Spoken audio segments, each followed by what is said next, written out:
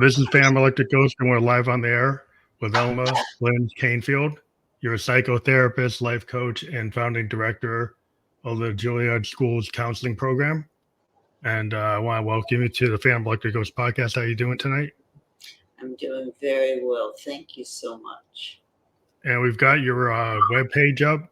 It's below there. It's www.elmalinzkanefield.com/hamlets.mirror /mirror. That will be fully clickable for anybody that wants to click on that later. You won't have to remember that. And again, thank you for being on the podcast. How are you doing tonight? I'm doing well. Thank you. Really well, because my great granddaughters were just here. Oh, great. And that was a thrill. It's always good to have family around. We always like to talk at the beginning of the podcast. We ask 2 questions of any guest. What motivates you and why do you do what you do? What motivates me is I love my work. I love the people I work with. I love what they talk about, what I learn from them, and what initially motivated me to do what I do is that nobody did what I did, and I felt very helpless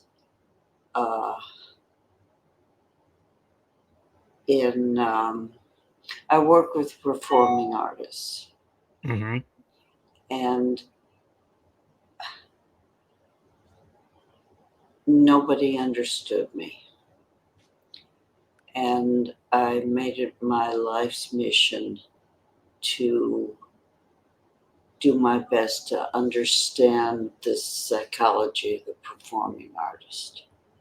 And in doing that, I learned that Hamlet was right when he mused, "It is our artists, after all, who hold the mirror up to life, reflecting us all." Thus, the title of my book, Hamlet's Mirror, comes full circle. That's real full circle, because I think, I'm a musician and I work with a lot of creative people, and a lot of people don't realize how much stage fright the artists go through, because once they get into the act, a lot of times they will go away. But up to the moment that they're on that stage, there's a lot of fear. And I, even to this day, I've worked with people that suffer from that, and they really don't know how to address it, or they might address it in very bad ways. And so they don't actually go to a person like yourself to solve it. And it's interesting that you actually focused a career on that. And yeah, you were a performer yourself, right? You suffered that yourself. May I ask what kind of musician? I'm an electronic musician. I play keyboards. I develop sound design. I'm in my studio right now with all my synthesizers. Wow. So I use like Moogs. I use Rolands. I use modular synthesizers. I do a lot of subtractive synthesis on Dr. Robert Moog's Moogs. And you collaborate with a lot of people. Well, I work with people. I do a lot of. I've done a lot of podcasting in the last 5 years, but I have worked with people, and I've interviewed Grammy Award-winning producers in the past on the show. And so I do like to work with emerging and independent artists and bring their stories out. And I've collaborated with some artists and musicians as well, too.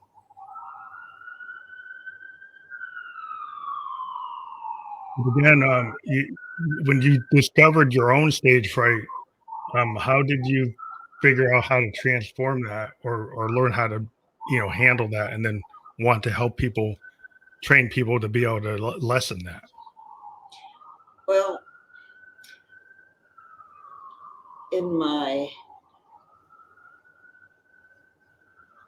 the last 40 years, I've worked exclusively with performers. I moved from the Midwest I went to the neighborhood playhouse, oh my God, lifetimes ago. And then I was born in the Midwest, and I moved back when I was just devastated. When one night I opened my mouth to sing on the stage in New York, and nothing would come out. Mm-hmm. Went to doctors, no notes, and to a psychiatrist, an adjustment reaction. I had to adjust. It didn't make sense. So I moved back to the Midwest, had a lovely family, but I always wanted to come back to New York. And I worked with a lot of performers in the Midwest. And I learned that stage fright's not a fear of the stage. It's a fear of what happens when you immerse yourself in music, in dance, in a character. And you really have to put yourself, your defenses, in a corner someplace till Mm-hmm. the performance is over. And you have to know yourself enough to regroup back to yourself after the performance. And unless you know yourself, who you are, what you want, what you need, uh, basically, that sounds easy, those two things.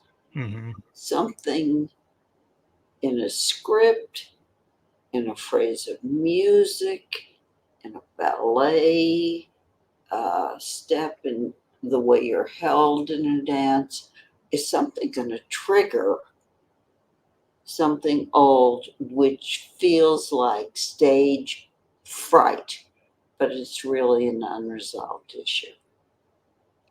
So it's all the, maybe childhood trauma that maybe you haven't realized, or your Yeah, imposter syndrome yeah, suddenly yeah, comes gets triggered in the moment that you're supposed to perform, yeah. and then you're paralyzed. Because you're, for an actor, inhabiting someone else. Yeah. And that you're doing your job. You should. I call it regression in the service of an art form. Mm. Appropriate.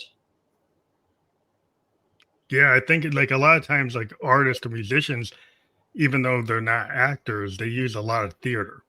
If you think about like a guy like David Bowie, he presented himself using a lot of theater traits, a lot of theater capabilities in terms of, and then a lot of other people in the industry started to do the same thing. You get the Freddie He knew Mercury's. himself.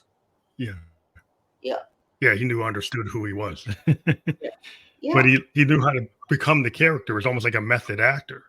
And a lot of times uh, that you have to be able to get back to yourself. You And he must. even, yeah, he talked about sometimes he had a hard time getting back to himself in It, some of it, them. it's very hard. I think one of the hardest things that conservatories, drama schools, dance schools have to do is to help students after they perform, give them the space to say, okay, what was that like? Who are you now? Just transition back. It's so important because, take a role where you go out, where you've taken drugs in the role or hit somebody in a role, and you're not Mhm. quite out of the role. You go out, what do you do? You hit somebody, you take drugs, you stay in character Yeah, because I think the industry, like you think about if you're a musician, and you get into that like frenetic pace, Yeah. Oh and my then God. they put you on tour, and it's like show after show after show. There's no time to be like the animal that like shakes it off. Like if Yeah. a deer is being chased by a wolf Yeah. and they get away, they shake it off. But Yeah. if you don't give a human being the ability to shake it off, You know the song Shake It Off? yeah, That's what everybody should sing after a performance. Just shake it off, shake it off. but it seems like even in all the forms of arts, there's not a lot of interest in giving the artist the time to shake it off. That artists need it. Uh, they need it together as an ensemble, and they need it alone desperately. I mean, because it's hard to be somebody else Hmm. authentically.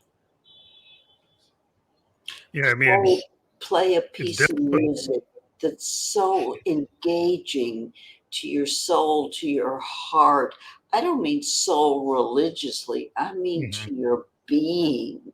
You know, Yeah, it's a hard thing. I mean, it's part of like when you get into the music, you kind of go into a zone, you go yeah, into a trance. And a lot of times, once you're in that, you can't even remember what you were doing. the Like, if I, flow. you're in that flow state, you're on stage, and if you really get into it, a lot of times some artists are able to kind of get away from being the impact of the stage, making them nervous because they get so into the music they don't even see the audience. They see the like little dots of the people there, but they're into the actual performance. And, And the performance itself kind of drives it. and it's so, I mean, you know, Dickens says the best of times, the worst of times. It's the best of careers, or if that's what you want to call it, and the worst of it. I Mhm. mean, you kind of lose your mind. Yeah, it's a little bit, you don't, you try to go back and look at your performance, you can like, I didn't even know I was doing that. I I didn't know. know that I was actually did those gestures or, because it's just kind of like, I feel that a lot of musicians, like we can channel. It's like we can feel the muse and we can pick it up. And it's not that we don't have our own internal subconscious that we're exercising through our hands and our fingers and our voice, which we And, are. But it's and all your the things we muscle can do. memory. Yeah, it's Yeah. a muscle memory of the 10,000 hours on the bass guitar or the 10,000 hours on the piano or the 10,000 hours with vocal training. It's like once you have that, then you can just go with it. And it's like what you feel in the room, what you Oh, feel the energy of the crowd, what you felt like what you saw or read that day, or somebody told you something, or a dream or a waking dream. It's like all of it. there's nothing like it, is there? Yeah, it was just it's hard to describe to people who don't have that, but I think a lot of people can relate because even in your job, you have to give that presentation, you have to talk, you have to do something. Yeah. And so a lot of people You have to are, end. yeah, you have to end it, but you have to, there's a lot of creativity in being a human being. And it's not all reserved for artists. Yeah. But I think a lot of people think they can't even be at that level, but in their normal day-to-day life, they do things that at somewhat levels, That's some why level. Hamlet's mirror is for everyone. Yeah, I agree with that. Um, uh, uh, it, everyone can learn how to be creative, curious, collaborative, all those, um, the weave, the fabric. The concept of performance potential, which you trademarked, can you kind of speak to that and Yeah, talk about how people can really realize that full potential in yes, terms of performance potential? I'd love to. I'll do it as an artist and as um, a lawyer. Let's say Mhm. there's a lot of lawyer stuff going around today. Um,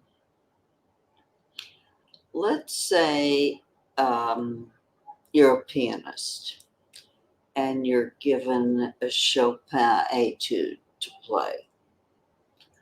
First time out of the box.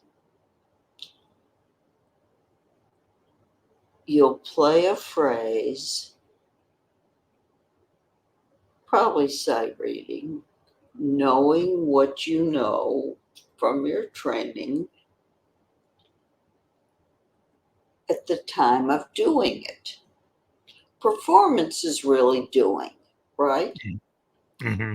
So if you use everything you know the first time you play that passage, you're fulfilling the best that you can be, doing the best that you can do, knowing what you know the first time you play that passage. But what happens the 10th time? Where you start to probably riff on it, you probably start to put more of yourself into it. Expression,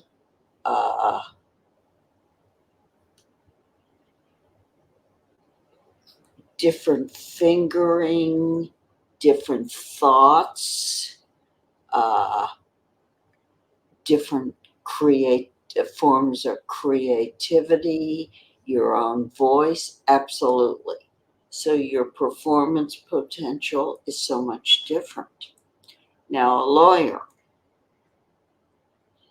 First time a lawyer is in the courtroom defending someone.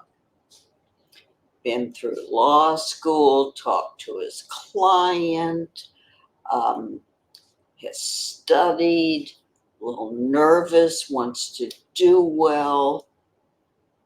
Okay. He's done everything to prepare for the very first time he defends his client. He has lived up to his performance potential. The client goes to jail, but he still has lived up. The 25th time, what happens? Well, all that experience is building up his Yeah. repertoire. So performance potential is based on knowing what you know at the moment of performance. That's why staying in the moment is one of the most important thing for everybody. Yeah, that's a hard thing because some folks, they want to do note for note. Like I tend to like experimental or expressionistic or fusion music, which tends to be able to go beyond what the original score was. Like you can actually explore the song and evolve it. As long as you're in the moment, who cares? Yeah, and it's But it's not, you're not going against the grain to actually evolve the song. if you're thinking, oh, what will they think? Yeah, you can't think Uh, about that. I can't make the mistake I made last time. You're not in the moment. You're But no bad worried. note. If you're Yeah, in the mindset that there's no bad note, there's only an opportunity, yeah, right? That you like Herbie Hancock and Miles Davis talk about this a lot. Like there were yeah, conversations that they had where Herbie he hit the wrong chord, perceived wrong chord, and Miles actually Davis reacted off of that chord and changed the song yeah. and didn't Because have to you restart stayed it. in the moment. Yeah, totally in the moment. Yeah. I call that process thinking or outcome thinking.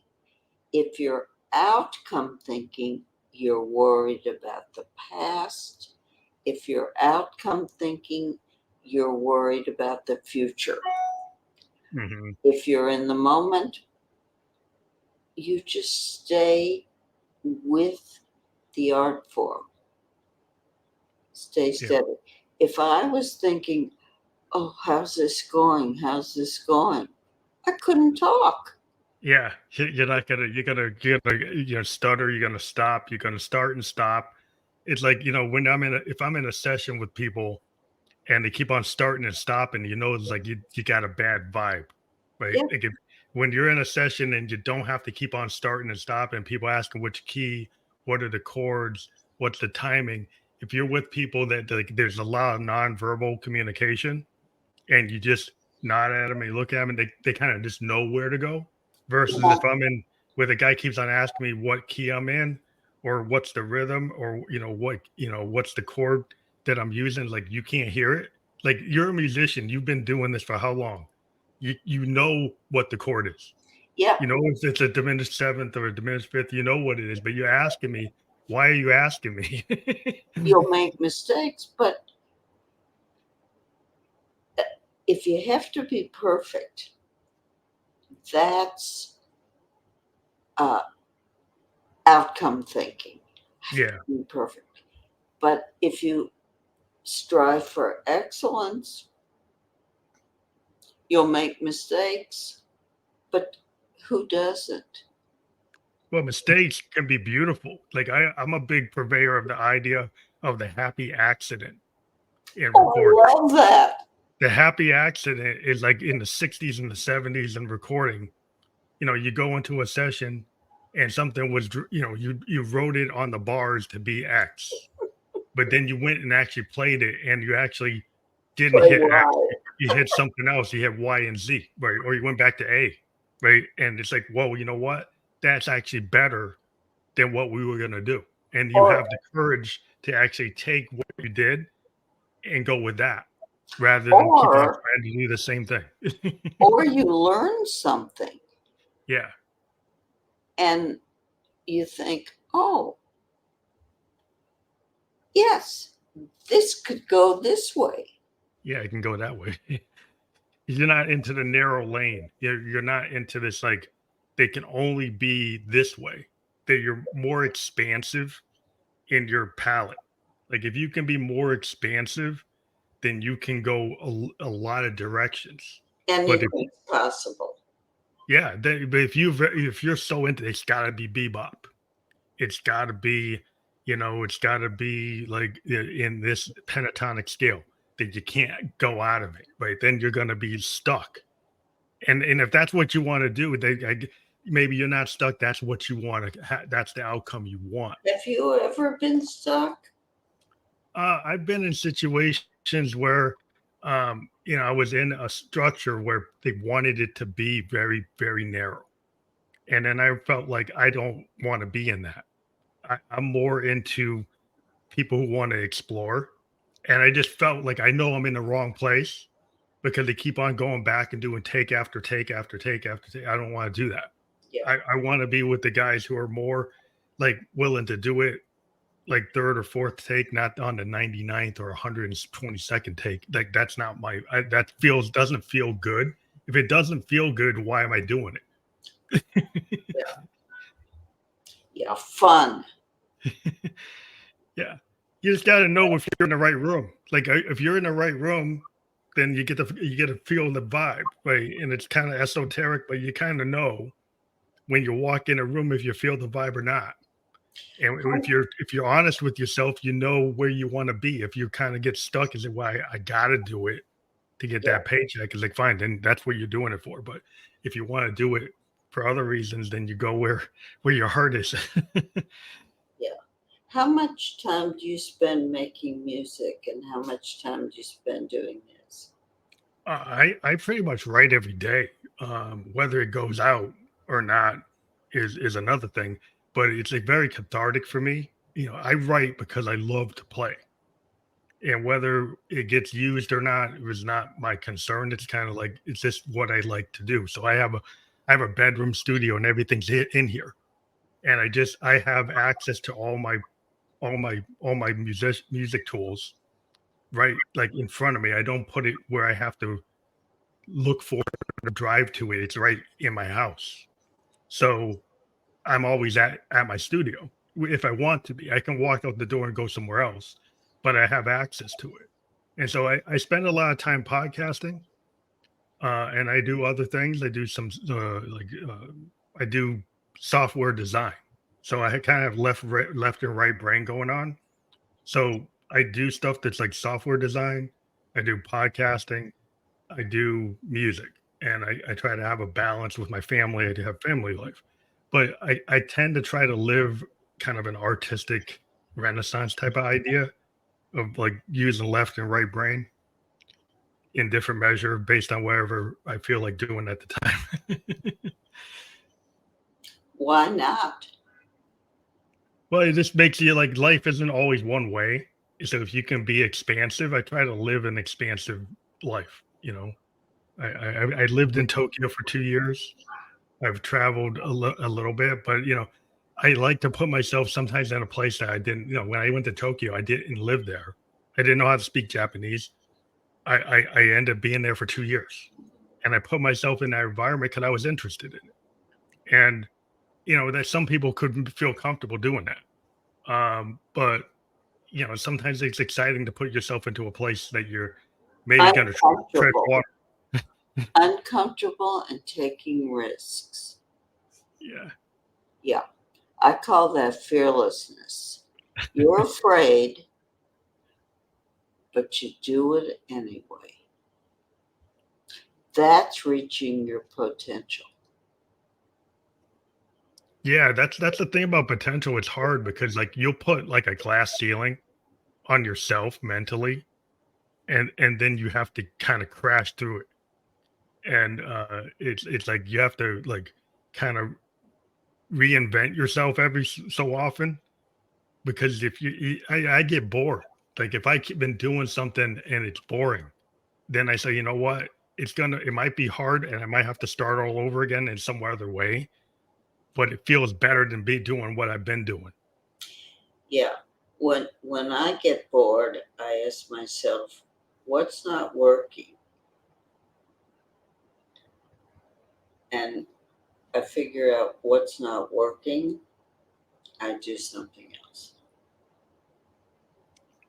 But there is some comfort sometimes in maybe just some people like the comfort of being able to phone it in and not have to work.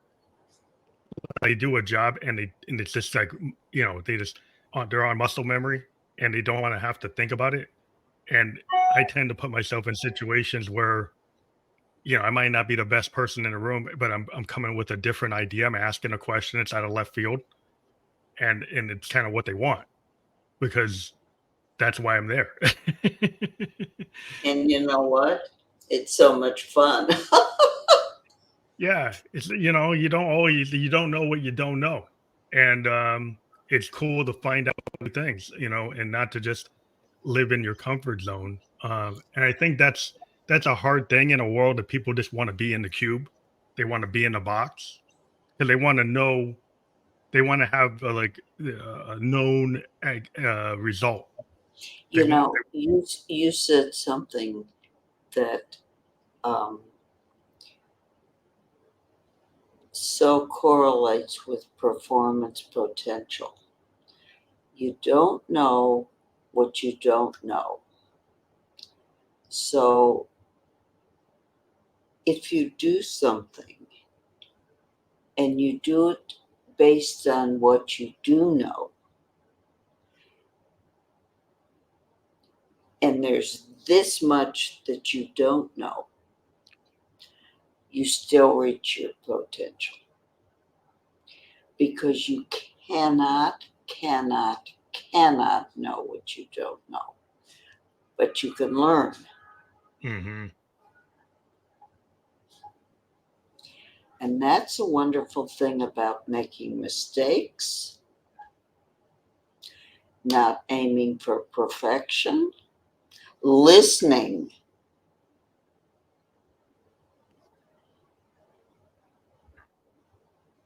Yeah, listening's really core. I think a lot of people forget about that.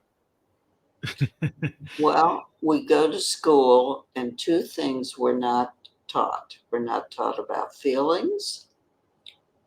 We're taught to think, kind of, and we're not taught to listen. Really listen. We're taught to hear, but listening where we put our own thoughts on a shelf someplace and listen to what the other person is really saying or not. Yeah, a lot of times, if you're listening to somebody, you're trying to come up with a response before they even finish what they're saying. So you didn't actually hear the full, picture of what they're trying to say, because you're so concerned about either trying to win an argument or come up with a response that you didn't actually really process everything that was said. And if you let that, it's like in music where you have silences. Like a lot of times we have a lot of tools that can layer so much and it gets overwhelming. Like I have all these multi tracks and I can layer track after track on top of tracks. And sometimes it's better to pull those away and have like some silence and actually hear the notes on a single track before you try to put something on top of it and actually understand what was that first track before I layer 5, 10 tracks on top of it. It's because you're listening. Yeah. And collaborating. Yeah. That's a hard thing to get to because a lot of people want to be so perfect. But That that's the danger. yeah, there's so many tools today. They'll go use AI, they'll use Grammarly, they'll use all these tools to well, I can't, they don't want to have an original thought. I went through an AI course just to learn about ChatGPT and I got certified because I'm in IT. And I was looking at what they were doing, right? And they said, oh, I can use all these prompts to actually help write my business document. And I'm like, really? So I looked at what they did, and they took 5 minutes to do something that might take a human being maybe 2, 3 hours to do. But I said, if you actually do the 2 to 3 hours of actually doing it yourself rather than having the prompts come back, you learn stuff. Then now you want to accelerate this to maybe not have to pay somebody for the 2 hours or not have to pay the body for the 2 hours. So you But get do it it yourself. Yeah, but like, what are you missing from that human action of actually doing the research yourself versus having the machine do it for you? And some of these AI technologists are really missing the boat. I think they're missing the boat on some of this stuff, and you're gonna keep on getting like the same answers, and then you're gonna get a level of non-innovation. That people are just gonna go with the first answer the AI gives them and not question or go into the details or have any originality. Yeah. And I'm like, is that really progress? Animal Farm. It's not real progress, but it's like it's just a shortcut to mediocrity. It is. You must love your podcast. Well, I like doing it. I like talking to people, but uh maybe you can give examples of like performing artists that you've counseled and some stories that you can tell us about how that process for trying to get over the kind of fear that we've talked about. Can you say that another way? Well, I think you have some sample questions that I was reviewing where you've worked with some real life performing artists that you've counseled, and maybe talk about the experiences with some of these performing artists that you've maybe you can give it some stories about like Oh, what you've done. okay. Well, I'm very, very, very careful not to have anybody identified. Yeah, I don't need the exact person, but maybe I just know, I know. In Hamlet's Mirror, I have, maybe 40 what I call tableau. And what I did was mix the people I work with into fictitious stories. examples to like cross them over so they're not the same person. Yeah. Yeah, to reflect on the concepts in the book. One that comes to mind was, I forget who I called him, sorry, let's call him Neil Hmm. just because I forget. His name is in the book isn't Neil. He was the most critical, judgmental person I almost ever work with. My clothes, my office, my this, my that. I mean, thank God I've learned not to take things personally. And I used to have a Bichon named Diva who came in the office with me. And I worked with Neil for years. And he was a gorgeous, gorgeous saxophone player. I mean, I knew who he was. Of course, he wasn't a saxophone player, but let's say he was a saxophone player. And he came in just because he wasn't happy. But he'd criticize and criticize and criticize. And he couldn't really get inside himself. Mm. And one day, Diva wasn't in the office.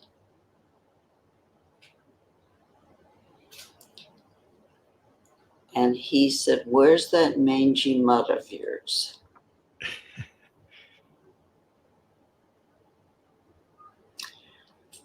And I guess my face told the story. That mangy mutt of mine had died.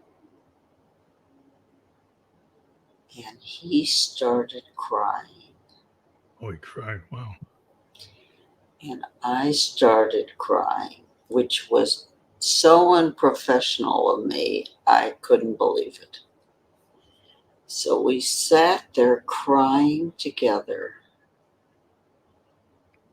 And from that moment on, he opened up and started telling me how his teacher had criticized him, his parents, who I couldn't get at for the life of me, had torn him down, torn him down, torn him down. And the only positive he had had in his life, he was a jazz player in this fictitious thing, were the reviews that he had gotten. And by the time he finished his therapy, he was the most complimentary person. No kidding. So he got beyond it. So he finally got beyond that block. I guess he was like stuck in the hypercriticism. He was so afraid to be giving, and all the sadness had to come out. And I've never cried in a session, but That's what broke through. It's weird. the moral of that story is for me to cry in more sessions. You never know how a human being is built. Like you could assume that certain things will work with certain people, but it was that moment that caught through into his humanity, and then got him to kind of break that wall down. From what you're saying, he cried, which is Well, not. It seems like it's something he probably doesn't do until that moment. you And know, vulnerability. I work with artists is the greatest. I, I don't want to say attribute, but ability. mm-hmm. I think that any artist can have. And what's the greatest gift that anybody can have? Being vulnerable, trusting self, trusting others. And that's what I hope comes through in Hamlet's Mirror.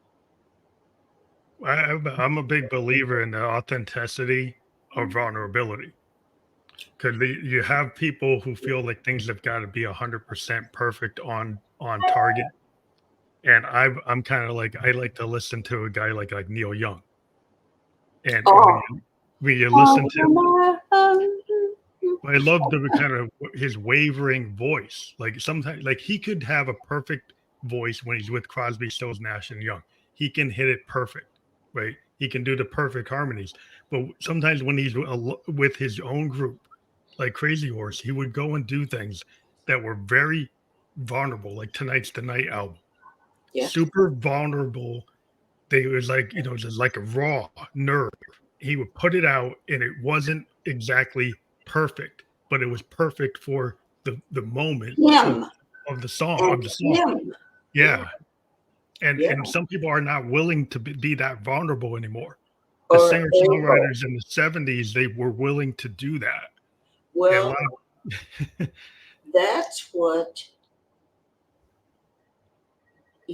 let's go back to stage fright.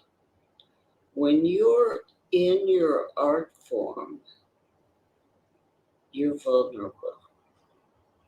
And you're vulnerable to be flooded, maybe with, I call them unresolved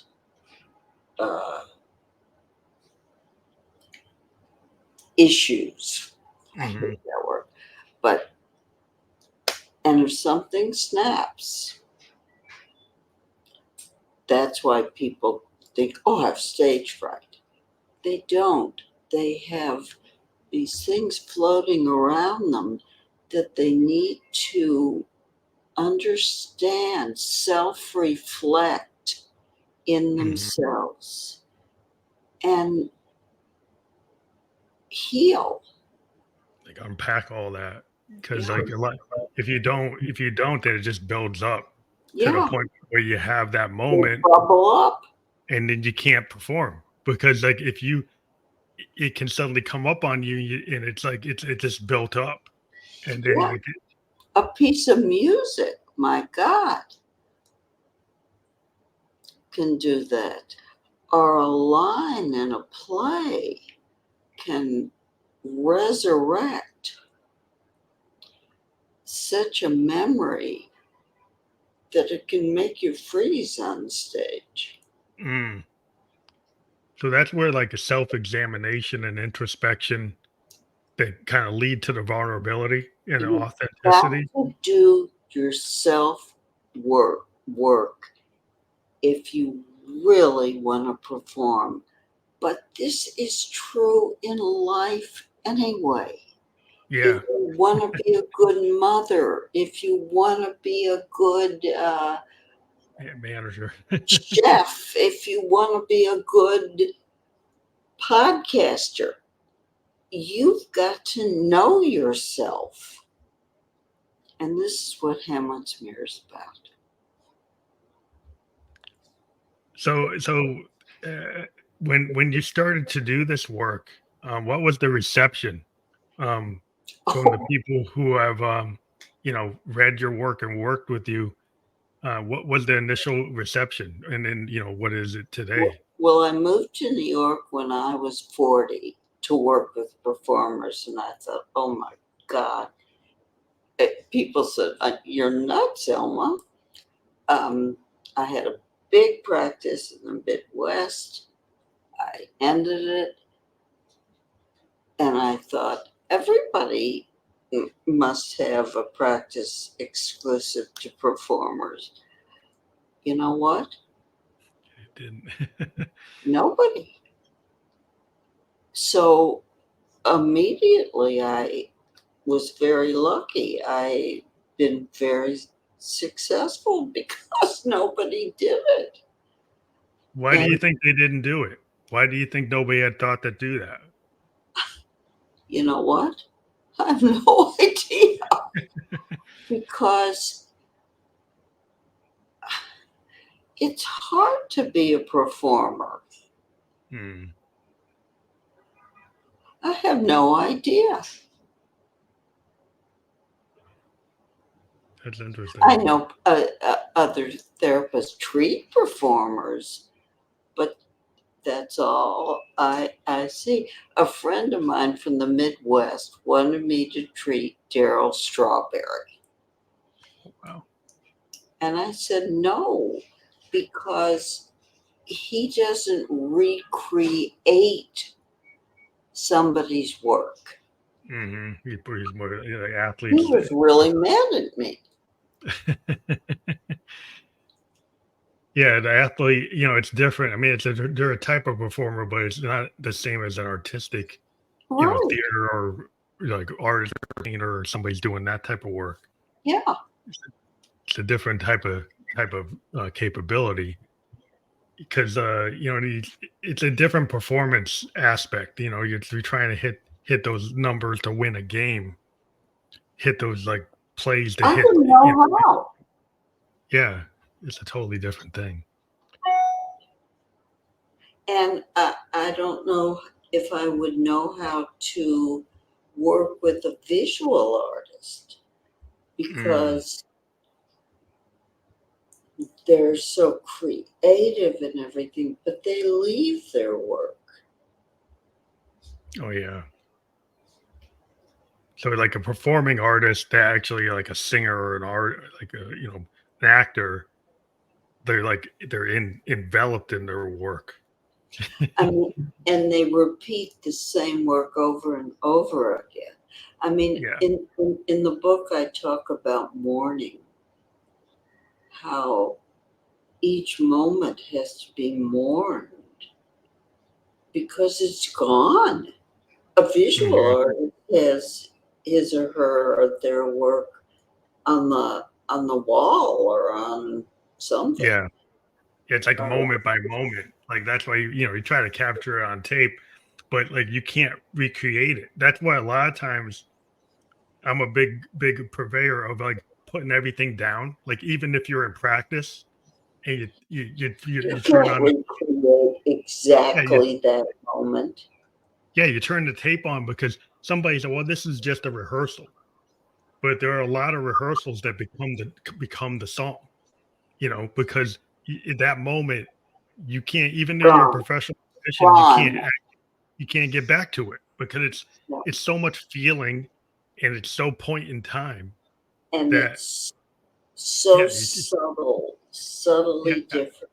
Oh, yeah, I it's all different. love to see um, performances again, the same performances, because they're not the same performances.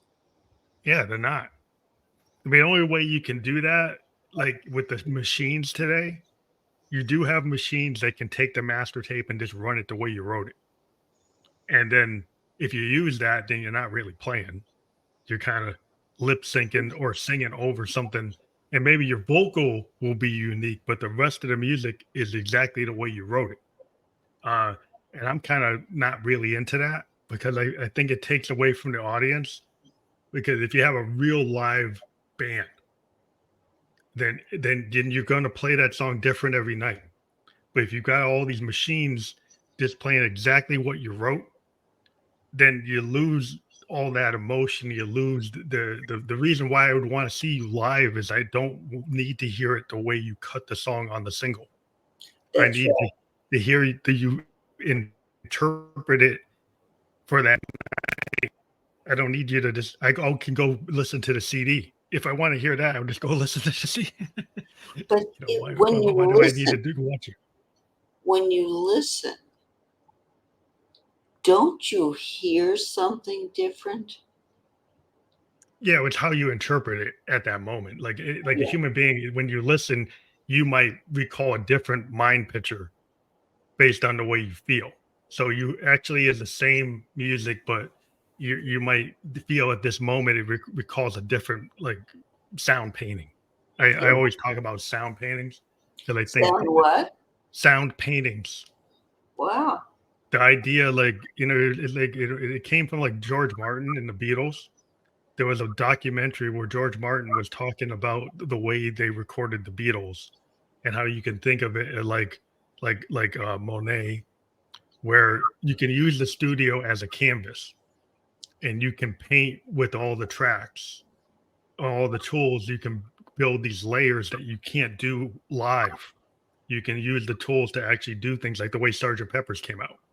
And because you can do it that way, you can actually evolve the form to be more. It's kind of what the Beatles were famous for, is creating the album format that people would not just listen to a single, but listen to the whole thing as Sergeant Pepper's all the way through, as as like a happening, as a thing, as a concept, because that's not the way people usually listen to music. It was like one song at a time, but to actually look at as like a sound film or a sound painting.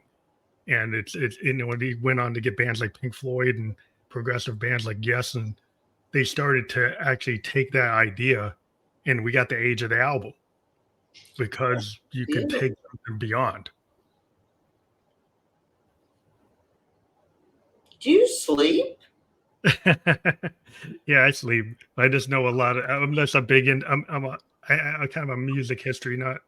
I thought I like to dive into like why things are the way they are and how they got to be the way they are, and understand, this forms how they got to be, known or understood.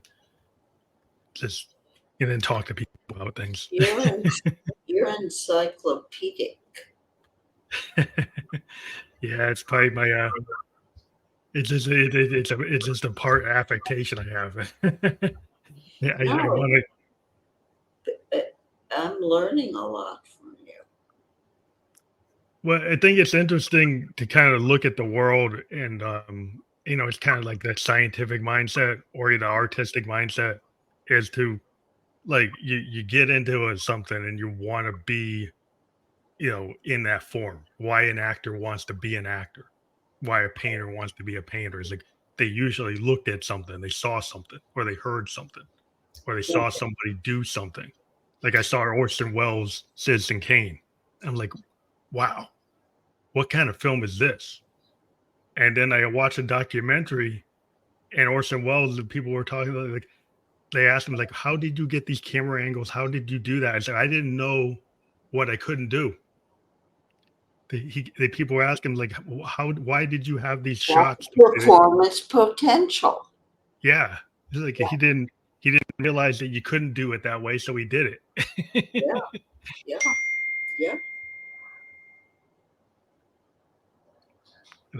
In any art form, I've always been very interested in people kind of pushing it at the bleeding edge. In Hamlet's Mirror, I write about how the art form impacts and affects the artist, how the artist and the artist's performance potential develops. Because I think a singer is different than a dancer, the person.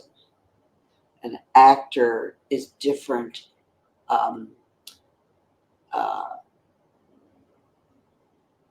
than a musician. And that's because of the art form. I mean, a musician starts very, very young. A singer can't because of the chords. Yeah, that's true. That was very interesting learning for me in my practice. They're really very, very different kinds of people. Is it interesting how people came to their art form? And that's right. I write about that too. How people, and may I talk about that a little? Yeah. Go ahead. Many artists come to their art form, I found, because of loss. Mm-hmm. It fills a void. And the biggest loss that I found overall, and I've worked with hundreds. I mean, I've been at this for over 40 decades. 4 decades. Is the loss of empathy Mm. when they were small. That the art form, whatever it is, filled this empathic, I know you, I get you, I understand you, I feel you, I hold you void. That's interesting because, like in sociology, there's a term like anomie. That a lot of people suffer from anomie, and they kind of feel like they're rejected from society. And I feel like a lot of artists they spend a lot of time in solitary form. Like every time I talk to a writer, or musician, they might be on stage, but there's a lot of time the artists are like by themselves, and they can fill that void with their art. Where other people they can't be by themselves like that. They have to be in the crowd. They have to be around other people. But the artist sometimes can be kind of in this zone of creation that sometimes doesn't have a lot of other people around. Yeah. Because they get the comfort in the form of the art that they're in. Yeah, I mean, look at a classical dancer. I'd start when they are 3 years old. And I mean, really absorb it, embrace it, feel it so profoundly. And a classical musician will be in a practice room, God knows how many hours. Yeah, is this because they can be in that zone Yeah. away from the rest of the inputs to the world And and the feel validation. that, Yeah, feel that I get you. the validation you're talking about. Yeah, Yeah. and that's really powerful. But it's interesting upon the kind of the amount of loneliness there is in the arts. to, to, and the people have to kind of solve that because that can hurt you too. Because if you spend too much time and you don't learn social skills, we're in humanity. Oh, they're yings and yangs too. Yeah, yeah. There's always like to pay the cost, to pay the price somewhere. Yeah. Yeah. But that's true. That's what people can learn. Oh, I'm like that. I like to be alone, but I really have trouble maintaining eye contact or talking to people. I just don't know what to say because I found that musicians, you know what they like to talk about? Music. Yeah, it's like what's the rest of the world about? Yeah, like they're so into the form that if you try to have like a typical conversation with somebody on the subway, it's like they're talking about some deep passage in the favorite Oh my God. series they're into, and they're like, "Well, what about the weather? What about the Red Sox?" It's like, "Well, I don't know what's going on with The that." Red Sox? It's like, what's going on with the Red Sox? Why do I even pay attention to that? But it's been a great conversation. It always goes by quicker than I ever imagined. That we are getting closer to the hour, but I hadn't talked about your website. And before we close, we always talk about the link that you provided. So is that where everybody can find Hamlet's Mirror, or they can find out other information about you? You could find out information about me on my website. You can find Hamlet's Mirror on my website, and Amazon is big on selling That's great. So Hamlet's Mirror. we do encourage people to click that link because it will be clickable everywhere that we're published on Facebook, YouTube, and Twitch. That will be clickable immediately. We've been live on those 3 channels. We will be on all the major podcast channels by tomorrow, like Apple, Spotify, iHeartRadio, a lot of them by that time, and that will be clickable there. So you'll be able to click right through and actually check out Hamlet's Mirror, where you can actually purchase it. And I do encourage people to go through and check that out and actually do a deeper dive on the book itself, because we've been alluding to it in the episode. But I want to thank you again for being a guest on the Family Electric Ghost podcast. Well, has it been an hour? Yeah, we just hit it. It's amazing. Thank you. It flew. Yeah, I've tried to make the hour format kind of go seamlessly as much as I can. And this has been episode 1109. We've been on the air since 2016. And is this something we've figured out how to do? But again, thank you for being on the show. You had a lot of wisdom here and a lot of like points that I hadn't really dived into lately or even at all. And I appreciate the time you spent with us on the show. Well, thank you, Kevin. I've really enjoyed it. Thank you. Have a good night. You too.